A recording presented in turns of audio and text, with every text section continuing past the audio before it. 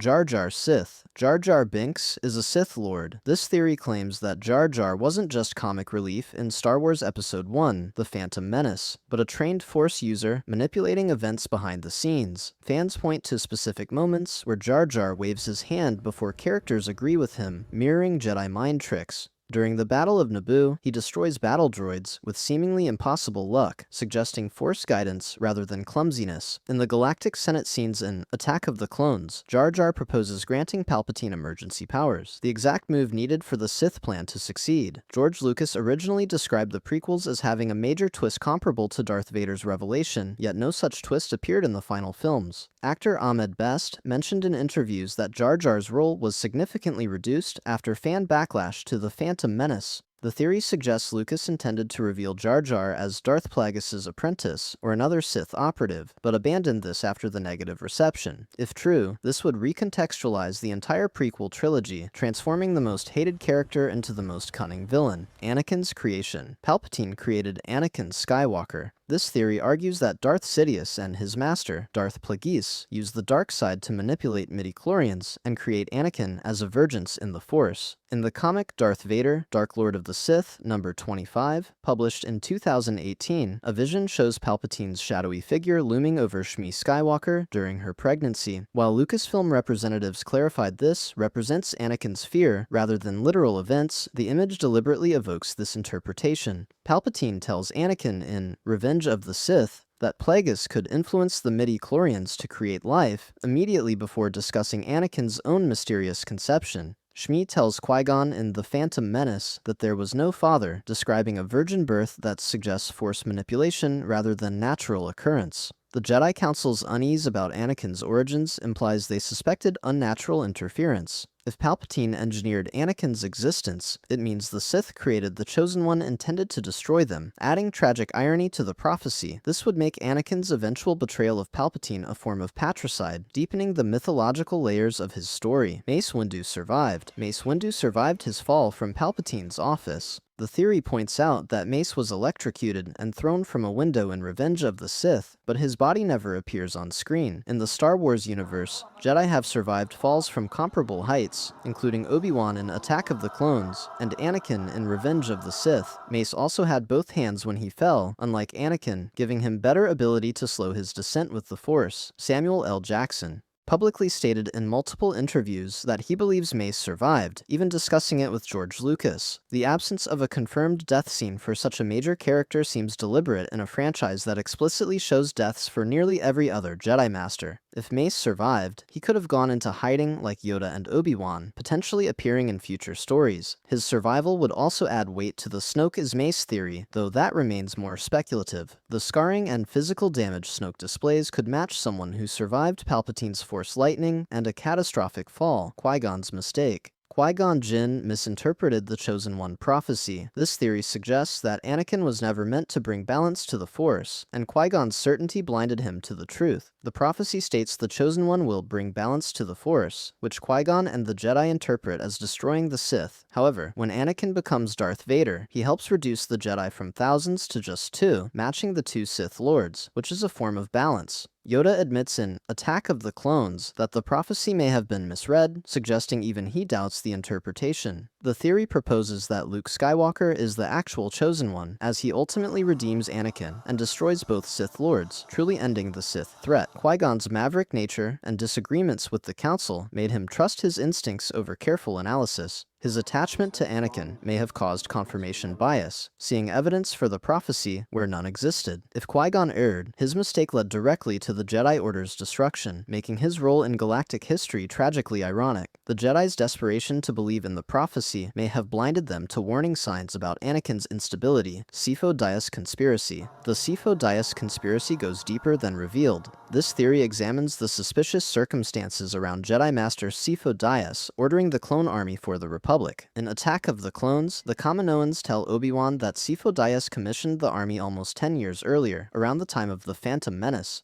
However, Sifo Dyas was killed before the army's creation was finalized, with Count Dooku taking over the project. The timing perfectly aligns with Palpatine's need for a clone army embedded with Order 66. The theory suggests Sifo Dyas was either manipulated by Palpatine through the Force, or that Sifo Dyas was a cover identity used by Dooku or Sidious. The name Sifo Dyas phonetically resembles Sidious, potentially indicating an intentional deception. The Jedi Council claims no knowledge of the Order, and no records exist of Sifo Dyas having authorization for such a massive military expenditure. If Palpatine orchestrated the entire Sifo Dyas identity, it means he controlled both sides of the Clone Wars from the very beginning. The clone army's true purpose was always to execute the Jedi, making the Jedi's use of clones a form of unwitting suicide. Obi-Wan's memory. Obi-Wan Kenobi remembers the droids perfectly. This theory challenges the common complaint that Obi-Wan claims not to remember owning a droid in A New Hope, despite spending years with R2-D2 and C-3PO. The theory argues Obi-Wan is deliberately lying to Luke for strategic reasons.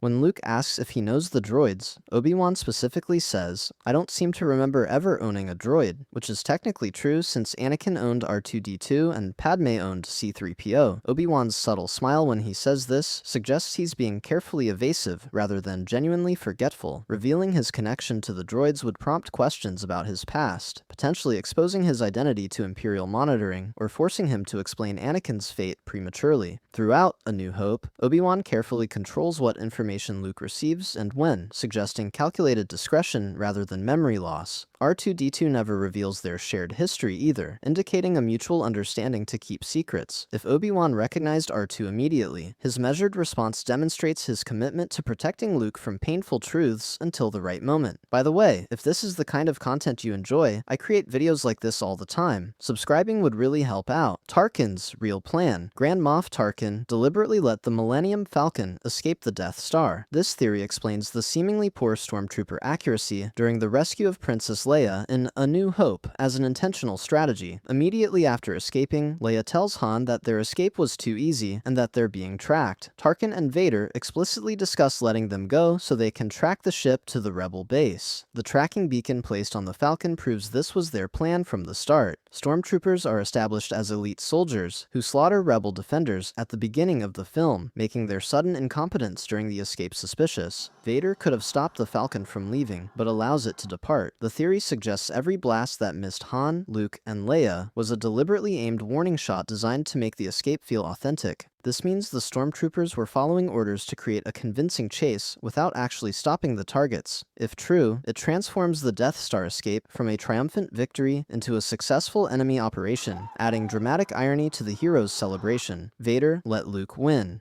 Darth Vader intentionally lost his duel with Luke on Cloud City. This theory examines the lightsaber fight in The Empire Strikes Back, and argues Vader never intended to kill his son. Throughout the duel, Vader fights one-handed, while Luke uses both hands, suggesting Vader is holding back his full strength. Vader repeatedly offers Luke the chance to join him, rather than pressing lethal attacks. When he cuts off Luke's hand, he targets the weapon hand specifically, disarming rather than killing. Vader's mission was always to capture Luke and turn him to the dark side, not to defeat him in combat. His fighting style appears almost instructional, testing Luke's abilities and wearing him down psychologically, rather than overwhelming him immediately. The moment Luke refuses to join him, Vader makes no attempt to prevent his suicidal jump, suggesting respect for Luke's choice despite his disappointment. Earlier in the film, Vader tells the Emperor that Luke would be a great asset if turned, establishing his priority as conversion rather than elimination. If Vader fought at full capacity from the start, Luke, who had minimal lightsaber training, would have been killed in seconds, making Vader's restraint throughout the fight evident. Lando's deal. Lando Calrissian made a secret deal with the rebellion before betraying Vader. This theory suggests Lando's apparent last-minute decision to help Leia and Chewbacca escape Cloud City was actually pre-planned. The Millennium Falcon is fueled and ready to launch immediately when they reach it, despite supposedly being under Imperial control and in the middle of repairs. Lando knows exactly where the hyperdrive is located and what's wrong with it, information that would be useful for a planned escape. The Cloud City guards follow Lando's orders to turn against the Empire without hesitation, suggesting prior coordination rather than spontaneous loyalty. When Lando says,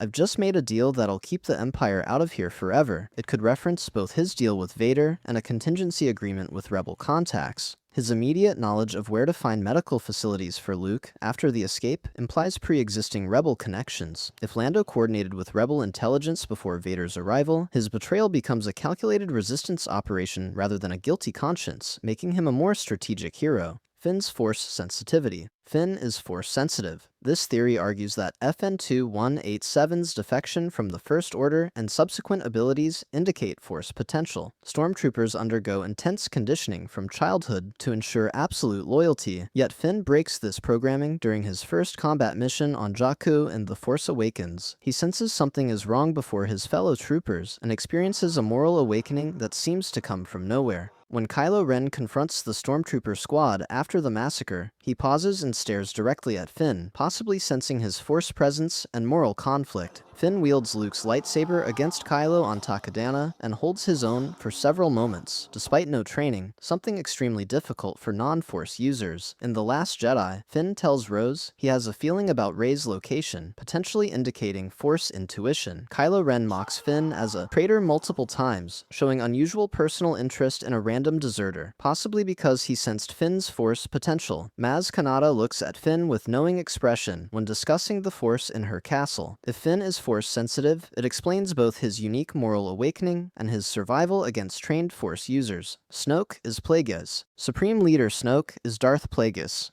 This theory proposes that Palpatine's former master survived his apparent murder and became the First Order's leader. Snoke's extensive scarring and damaged appearance match someone who survived a violent assassination attempt. His intimate knowledge of the Skywalker family, including details about Anakin and Luke, suggests he witnessed events from the prequel era. Snoke tells Kylo Ren in The Force Awakens that he watched the Galactic Empire rise and fall, placing his origins during or before the Clone Wars. Darth Plagueis was described as immune in Legends material, and Snoke's elongated head and tall stature resemble Moon physical characteristics. Palpatine tells Anakin that Plagueis could prevent death, and Snoke's survival of apparently catastrophic injuries demonstrates unnatural resilience. The theory suggests Plagueis faked his death or resurrected himself using his death-defying abilities, then waited for the Empire's fall to make his move. Snoke's massive hologram presentations mirror Palpatine's methods, suggesting shared Sith training. His ability to bridge minds across space between Rey and Kylo demonstrates mastery of obscure Force abilities consistent with Plagueis' experimental nature. If Snoke is Plagueis, his casual dismissal by Kylo in The Last Jedi becomes even more shocking as it represents the death of a Sith Lord who cheated death itself. Rey Palpatine planned. Rey being a Palpatine was planned from the beginning. This theory disputes the common claim that J.J. Abrams retconned Rian Johnson's vision, arguing evidence existed throughout all three sequel films. In The Force Awakens, Rey's fighting style relies heavily on aggression and emotional strikes, mirroring Palpatine's vicious combat approach rather than the defensive Jedi techniques. When Rey touches Luke's lightsaber, her vision includes Palpatine's throne room, potentially foreshadowing her connection to him. Kylo Ren tells her in The Force Awakens that Han would have disappointed her, possibly because he sensed her dark lineage. During the throne room fight in The Last Jedi, Rey and Kylo's positioning deliberately mirrors Luke and Vader's positions in Return of the Jedi, with Rey in the Emperor's attacking role. Rey's instant proficiency with Force lightning in The Rise of Skywalker comes naturally to her, suggesting genetic predisposition rather than learned technique. Early drafts and concept art from The Force Awakens reportedly included references to Rey's significant ancestry. Daisy Ridley mentioned in interviews that she was told Rey's parentage early in production, and it remained consistent. If Rey was always a Palpatine, the nobody reveal in The Last Jedi becomes Kylo's manipulation rather than truth, making the final revelation a correction rather than a retcon. Holdo maneuver rarity. The Holdo maneuver isn't a common tactic for specific reasons. This theory addresses why Vice Admiral Holdo's hyperspace ramming in The Last Jedi appears effective yet unprecedented in galactic warfare. The maneuver requires precise calculations matching the attacking ship's mass, velocity, and distance to the target with extremely narrow margins for success. The Raddus was an experimental Mon Calamari capital ship with prototype shields and enhanced engines, potentially creating unique conditions impossible to replicate with standard vessels. Hyperspace physics in Star Wars involve entering an alternate dimension rather than simply going fast, meaning the window where a ship is partially in both real space and hyperspace lasts only fractions of a second. Missing this timing means the ship either collides normally or passes harmlessly through hyperspace. Additionally, the cost of sacrificing an entire capital ship and its crew for a single attack makes the tactic strategically wasteful in most military situations. Droid-piloted ships could theoretically attempt this, but most combat droids lack the sophisticated calculations required, and advanced droids capable of such precision are expensive. The tactic's effectiveness against the First Order fleet may have resulted from their ships being in close formation, making the debris field's secondary damage more devastating. If the Holdo maneuver requires this specific combination of factors, its rarity in galactic warfare becomes understandable rather than a plot hole. Rey's staff training. Rey's staff combat on Jakku prepared her for lightsaber fighting. This theory explains how Rey defeats Kylo Ren in The Force Awakens through practical analysis of her established skills. Rey spends years surviving alone on Jakku, fighting off attackers with her quarterstaff, developing real combat experience against multiple opponents. Quarterstaff fighting and lightsaber combat share fundamental similarities in leverage, distance management, and defensive positioning. When Rey first ignites Luke's lightsaber against Kylo, her movements directly mirror staff techniques, using wide defensive sweeps and two-handed control. She treats the lightsaber like a weighted staff rather than the elegant weapon Jedi traditionally employ. Kylo is severely wounded from Chewbacca's bowcaster shot, emotionally devastated from killing Han, and under orders to capture Rey alive, giving her multiple advantages. The film shows Kylo beating his wound to fuel his dark side power, but this also indicates he's fighting injured and distracted. Rey's aggressive, unpredictable style contrasts with Kylo's formal training, giving her an edge similar to a street fighter versus a classical martial artist. When Rey closes her eyes and trusts the Force, she's applying her survival instincts enhanced by Force sensitivity. If Rey's staff training translates directly to lightsaber combat, her victory becomes earned through years of preparation rather than unexplained natural talent. If you found this interesting, consider subscribing so you catch all future uploads. Thanks for watching.